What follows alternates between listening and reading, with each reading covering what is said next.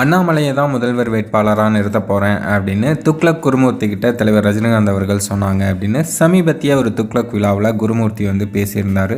அது கடந்த 2 நாளாக சோசியல் மீடியாக்களில் பேசுபொருளாக மாறி இருக்கு.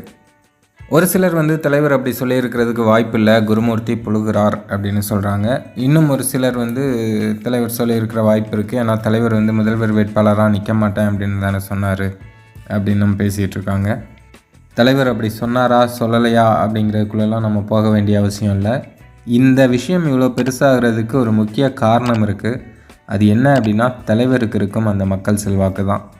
தலைவரே இப்படி சொல்லியிருக்கார் அப்படின்னா கண்டிப்பாக அண்ணாமலையை நம்ம ஆதரிக்கணும் அப்படின்னு தலைவரோட ரசிகர்களும் சரி, மற்றவங்களும் சரி, ஜென்ரலாக இருக்கிறவங்க எல்லாருமே யோசிப்பாங்க.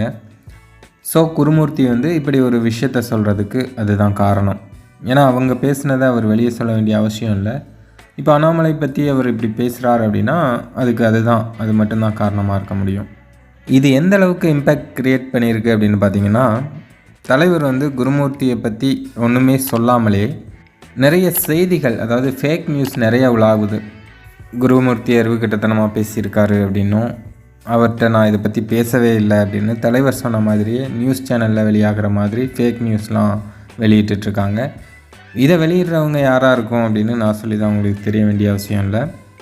இந்த விஷயத்தில் நம்ம கவனிக்கப்பட வேண்டியது ஒன்று தான்.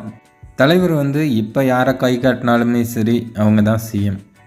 அதனால தான் எல்லாருமே தலைவர் பெயரையும் தலைவர் அப்படி சொன்னார் இப்படி சொன்னார் அப்படின்னும் சொல்லிகிட்ருக்காங்க. சரி, எது எப்படியோ மொத்தத்தில் தலைவரோட அந்த மக்கள் செல்வாக்கை யாராலுமே அசைக்கவே முடியாது. இன்றளவும் அது அப்படியே தான் இருக்குது.